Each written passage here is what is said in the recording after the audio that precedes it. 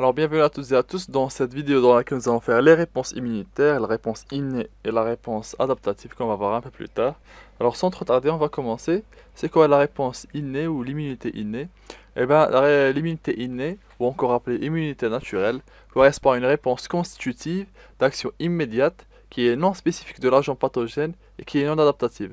Ça veut dire immédiate qu'elle est rapide, non spécifique de l'agent pathogène. Ça veut dire qu'elle ne va pas changer par rapport à l'agent pathogène. Vous pouvez avoir n'importe quelle bactérie qui va rentrer dans le corps, n'importe quel virus, vous allez avoir la même réaction.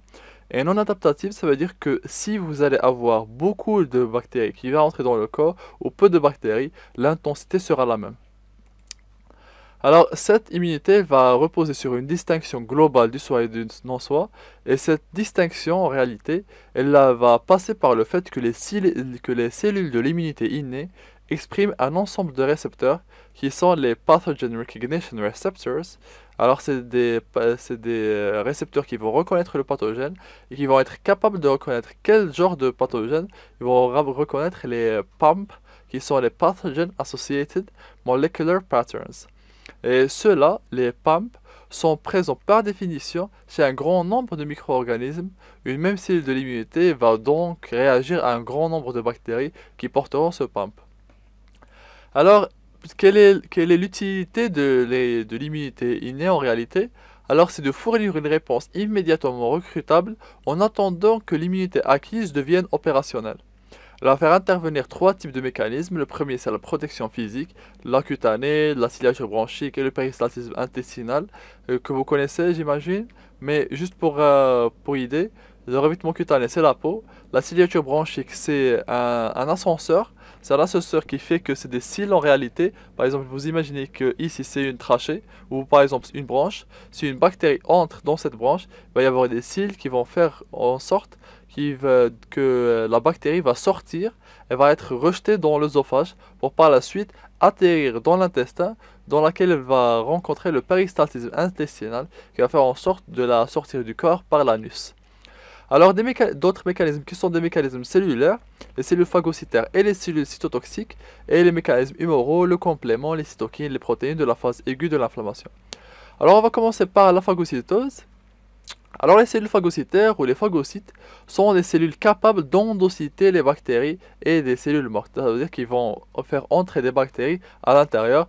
Et cette endocytose, ça s'appelle notamment le phagosome. À l'intérieur de la cellule, ce n'est plus l'endosome, mais le phagosome, lorsqu'il est fait par des cellules phagocytaires.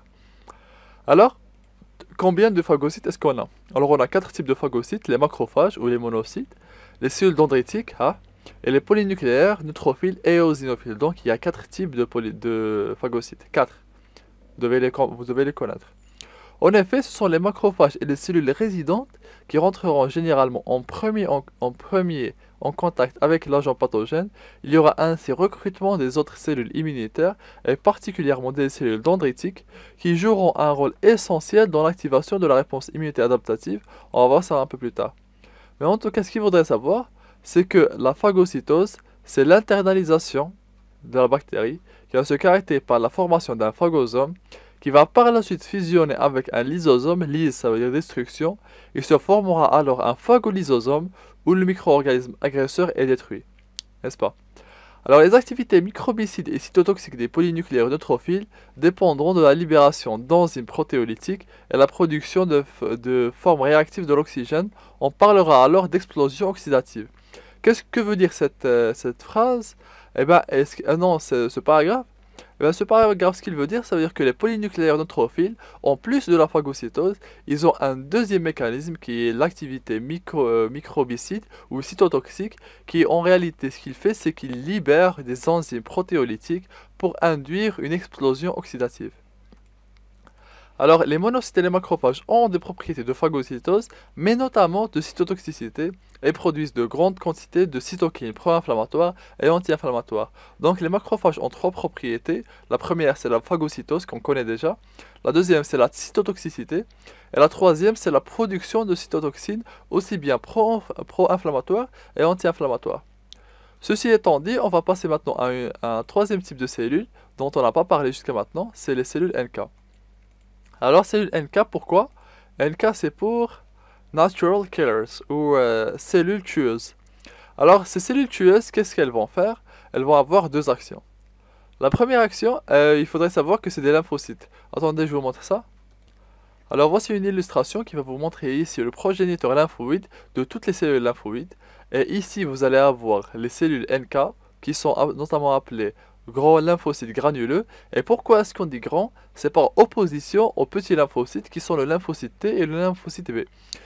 Une information ou une connaissance importante à connaître, c'est que le lymphocyte T et le lymphocyte B, si vous les mettez sous le microscope, il n'y aura aucune différence structurelle. Vous n'allez remarquer aucune différence. Avec un microscope, vous ne pourrez pas dire la différence entre un lymphocyte T et un lymphocyte B. Mais un lymphocyte NK, vous pouvez le savoir, c'est parce qu'il a un plus grand cytoplasme que les autres et il a des granules à l'intérieur de son cytoplasme. Alors qu'est-ce qu'il va faire avec ces granules? Alors ce qu'il va en faire, il va y avoir deux fonctions des cellules NK qui sont la cytotoxicité et la production de cytokines. Alors on va commencer par la cytotoxicité. On va remarquer qu'il va agir avec différents mécanismes pour induire une cytotoxicité. La cytotoxicité directe des cellules NK vis-à-vis des cellules anormales peut s'exercer par différents mécanismes, en général similaires à ceux employés par les lymphocytes T, CD8, c'est tous les deux les lymphocytes en tout cas, comme la cytotoxicité dépendante de la perforine. Alors on va commencer par la première cytotoxicité qui est l'ADCC ou Antibody Dependent Cytotoxicity Cell. Non, quelque chose dans le genre. La cytotoxicité dépend l'antibody Dependent Cell Cytotoxicity, c'est ça, oui. Alors qu'est-ce qu'elle va faire? Attendez, je vous montre. Alors voici. Ici c'est une cellule qui a été infectée et sur lequel vous êtes en train de voir, ici c'est un anticorps qui est lié avec des antigènes. Par la suite, vous allez avoir la cellule NK ou la cellule effectrice dans ce cas qui est en réalité une cellule qui a un effet de la cellule effectrice qui va par la suite se lier à ce récepteur et induire une libération de perforines. Ces perforines, comme leur nom l'indique, vont perforer, donc ils vont faire un trou, ils vont faire une brèche qui ne pourra pas être colmatée par la cellule. Ils vont faire induire une entrée massive de plasme à l'intérieur de la cellule et la mort de cette dernière. Alors, ça, c'est ce dont on a parlé. Alors, la fixation de l'immunoglobuline ayant reconnu la cible par le récepteur de l'ADCC, le CD16 conduira à la dégranulation des cellules NK qui vont libérer à la synapse le contenu des granules cytoplasmiques, en particulier la perforine, qui va former des pores dans la membrane de la cellule cible et donc sa mort. Le deuxième type de cytotoxicité, c'est la cytotoxicité naturelle. À la différence de l'ADCC, elle s'exerce en l'absence d'anticorps. Elle fait intervenir des récepteurs activateurs de la cytotoxicité naturelle. Le troisième type, qui est le dernier, qui est la cytotoxicité de la voie phase et phase ligand, c'est une interaction entre le phase ici, qui est présent sur la cible, et le phase ligand, qui est présent sur la cellule NK. Cette voie va conduire à l'apoptose, donc à la mort de la cellule, de façon indépendante de l'exocytose de granules cytoplasmiques. Donc dans ce cas-là, il ne va pas y avoir de libération. La deuxième fois qui va être utilisée ici, la deuxième fonction des cellules NK, c'est la production des cytokines. Donc la première fonction, on l'a vu ici, c'est la cytotoxicité qui va être opérée par trois mécanismes. Le premier, c'est les immunoglobulines. Le deuxième, c'est la cytotoxicité naturelle. Et la troisième, c'est la voie phase ligand. La deuxième fonction, c'est la production des cytokines. Et les cytokines, il y en a deux particulièrement, c'est l'interféron gamma et le TNF, le Tumor Necrosis Factor. Et ces cytokines, qu'est-ce qu'ils vont faire? Ils vont avoir trois rôles. La première, c'est la régulation de la réponse inflammatoire. C'est parce que il y aura un recrutement et l'activation des macrophages et de cellules dendritiques qui vont venir dans le foyer inflammatoire pour pouvoir l'aider. Au contrôle direct de la réplication virale par la production d'INF. L'interféron gamma va inhiber la réplication virale et du coup, il va aider la réponse inflammatoire, l'immunité notamment. Au contrôle du type de réponse adaptative, donc il va dire si l'orientation elle va être pour les TH1, les TH2 ou les T régulateurs.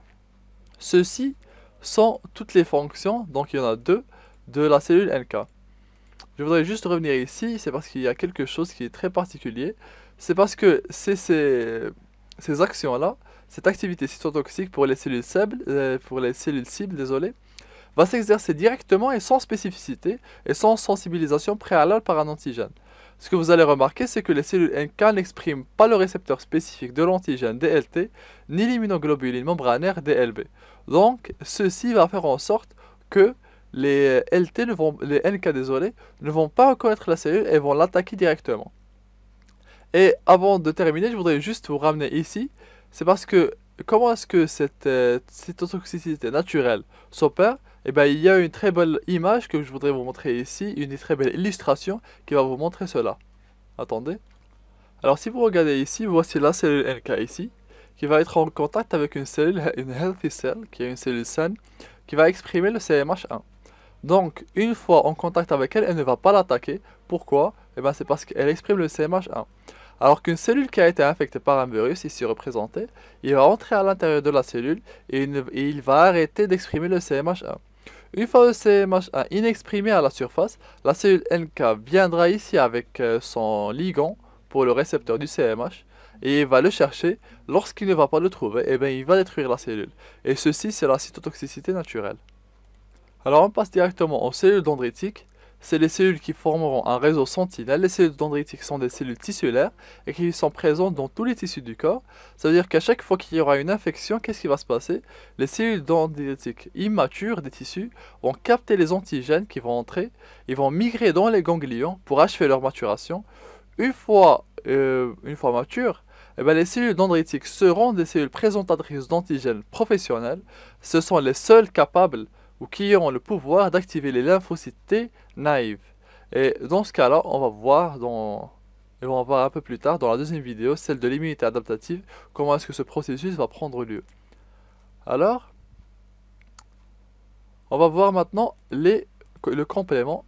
On l'a vu dans une autre vidéo, on va le mettre en description et on en a parlé la dernière fois très bien. Donc, on va passer directement aux cytokines. Les cytokines, ce qui est à savoir, ce sont ça seulement. Le reste, c'est pour votre culture, vous pouvez le lire. Mais les cytokines, c'est quoi? Eh ben, c'est des protéines solubles qui vont servir de médiateurs dans les réactions immunitaires et inflammatoires. Ils sont responsables des communications entre les leucocytes et entre les leucocytes E, entre un leucocyte et un autre, et entre leucocytes et autres cellules. Alors les cytokines de l'immunité innée exercent des fonctions variées dans la défense de l'hôte. Ils vont en avoir 4 particulièrement. 2 et 3, c'est activer les cellules NK et les macrophages. Et en activant, qu'est-ce qu'ils veulent dire activer? C'est parce que activer, c'est comme quoi ils étaient désactivés avant qu'on les active. Alors que la réalité, il se pourrait qu'ils soient activés, mais qu'ils ne soient pas sur le site inflammatoire. Alors ce qu'ils vont faire, c'est qu'ils vont les ramener. Ils vont faire un chimiotactisme. Donc ils vont, là où il y a une inflammation, ils vont être libérés. Par exemple, si ici il y a une inflammation et les lymphocytes et les macrophages sont ici, il va y avoir des cytokines qui vont sortir et aller jusqu'à là, jusqu'aux macrophages et aux cellules NK pour les ramener. Il va y avoir la quatrième fonction qui est la prévention des infections virales, des infections virales par l'interféron de type 1. Et la première, c'est stimuler l'inflammation. Ça veut dire par les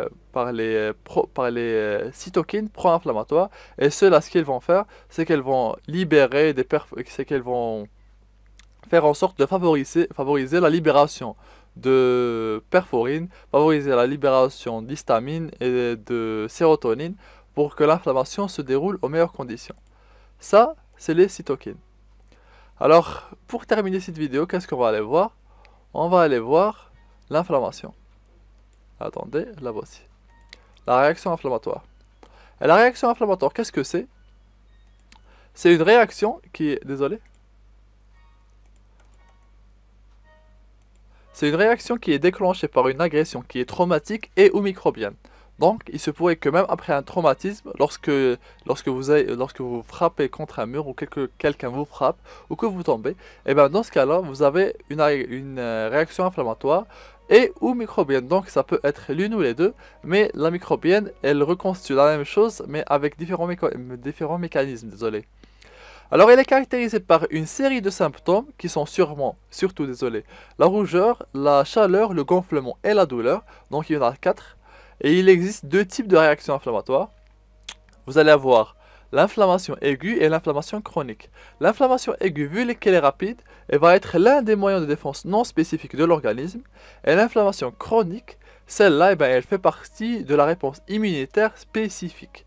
Alors, si on dit que c'est une inflammation qui est aiguë, et ben dans ce cas-là, elle est non spécifique, et si elle est chronique, elle est spécifique. Alors, on va voir quelle est la différence entre les deux, mais rapidement, pourquoi est-ce qu'elles sont différentes? C'est parce que la spécifique, elle contient les lymphocytes en plus de la non spécifique. Donc, la spécifique, elle est caractérisée par la présence des lymphocytes, aussi bien B que T. Et ici, on n'a pas dans la réaction inflammatoire ni lymphocyte T ni lymphocyte B. Alors, on va commencer. Alors, les deux types d'inflammation, aiguë et chronique, vont comprendre trois phases classiques. La première phase, c'est la phase d'initiation. Alors, il y aura une vasodilatation, puis après une brève accélération du flux sanguin, on aura un ralentissement circulatoire. Et pourquoi est-ce qu'on aura une dilatation des vénules? Eh bien, les vénules, ils vont prendre en charge les cytokines. Puis, après une brève accélération du flux sanguin, pour dire aux autres cellules, écoutez, ici il y a une inflammation, on aura un ralentissement circulatoire. Pourquoi? Eh bien, pour entrer dans la deuxième phase qui va être caractérisée par une augmentation de la perméabilité vasculaire due aux agents histaminiques libérés par plusieurs types de cellules. Donc, la première phase, qu'est-ce qu'elle va faire? Dilatation des vénules pour accueillir les cytokines. Puis, ces cytokines, ils n'ont rien à faire dans le foyer inflammatoire. C'est parce qu'elles doivent dire aux autres cellules, écoutez, ici il y a une inflammation. Et bien par la suite, il va y avoir une accélération du flux sanguin pour dire aux autres, pour leur transmettre les cytokines, puis ralentissement circulatoire. Donc, ralentissement circulatoire, pourquoi? Pour avoir une augmentation de la perméabilité vasculaire, donc pour que les cellules puissent entrer dans le foyer inflammatoire tissulaire. Et ce qui va nous faire rentrer dans la troisième phase, qui va être caractérisée par l'adhérence de plusieurs catégories de leucocytes sur l'endothélium capillaire qui a une perméabilité augmentée. Et cette perméabilité va permettre la diapédèse, qui veut dire la migration des cellules vers le site de la réaction inflammatoire. Alors la réaction inflammatoire, elle va faire intervenir deux types de cellules, deux types d'éléments, désolé. On va avoir des éléments moléculaires, on va avoir des éléments cellulaires. Le système, pour les éléments moléculaires, désolé, on va voir le système de la coagulation fibrinolyse, le système des kinines et le système de complément. Et pour les éléments cellulaires, on va voir les phagocytes, les monocytes et les macrophages, les mastocytes et les basophiles et les cellules NK. Tout ça, c'est pour la réaction inflammatoire non spécifique. Si on y rajoute les lymphocytes, et bien là, ça va devenir spécifique. Alors, qu'est-ce qu'on va avoir? On va avoir, alors rapidement, l'enchaînement des mécanismes impliqués se fait selon 5 étapes. L'étape 1, c'est la libération d'amines vasoactifs par les mastocytes dont les granules cellulaires sont riches en histamine et en sérotonine. Pourquoi est-ce qu'on va libérer ces amines? C'est parce qu'ils vont augmenter la perméabilité vasculaire.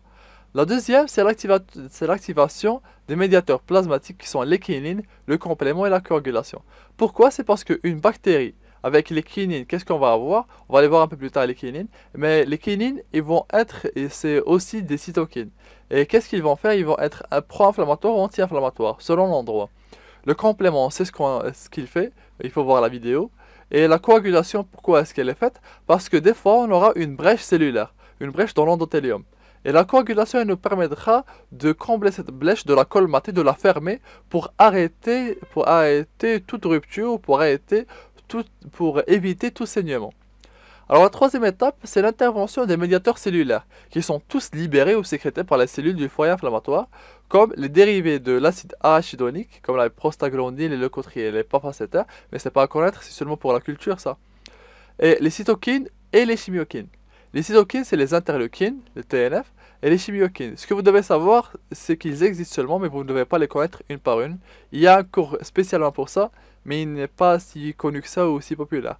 Mais il faudrait connaître que les cytokines et les chimiokines, il faudrait savoir ce qui se passe. Alors les cytokines, ils ramènent les cellules à l'intérieur, et les chimiokines, ils ont un effet sur les cellules. Donc c'est différent. La quatrième étape, on y est presque, la quatrième étape, c'est que les chimiokines permettent l'attraction des monocytes et des polynucléaires neutrophiles vers le foyer inflammatoire, tandis que les cytokines provoquent l'expression de molécules d'adhésion sur les cellules endothéliales qui permettent l'adhésion des polynucléaires monocytes et des monocytes et la migration transendothéliale de ces cellules. Alors j'avais tort. Les cytokines, ils ont une action sur les cellules. Et les chimiokines, eh ben, ils font faire le chimiotactisme. Alors ça, c'est à relire, mais c'est très important. Alors la dernière étape, qui est étape 5, l'inflammation devient chronique avec l'arrivée des lymphocytes. Donc les lymphocytes, ils vont caractériser la réponse immunitaire adaptative ou spécifique, chronique notamment, et qui sont activés par les cellules dendritiques qui sont les seules qui peuvent activer les cellules T natifs, on va le voir dans la prochaine vidéo, et qui capteront l'agent agresseur au niveau du foyer inflammatoire et le drainent via les vaisseaux lymphatiques vers la région, vers le ganglion locorégional, où démarrera la réponse immunitaire spécifique. Ceci était la réponse immunitaire adaptative. Et la dernière chose qu'on va voir maintenant, c'est la reconnaissance de l'antigène par le système immunitaire inné. Et on va voir dans ce cas-là comment est-ce que le PRR, il existe ici, et le PAMP, il existe ici. Mais ceux-là ne sont pas si importants que ça. Si ce que vous devez savoir, c'est que le PAMP, il est sur la membrane cellulaire, et le PRR, il est exprimé par les cellules de l'immunité, notamment toutes celles qui font la phagocytose. Donc on en aura 4, on en aura 4, les macrophages, les monocytes, on aura les polynucléaires, neutrophiles et éosinophiles, et on aura les cellules dendritiques, donc 4 types de cellules. Et ceci est à lire, il n'est pas si important que ça. Ce qui est important, c'est que savoir que les PRR et les PAMP existent seulement. Ceci étant dit, à la prochaine vidéo, Inch'Allah.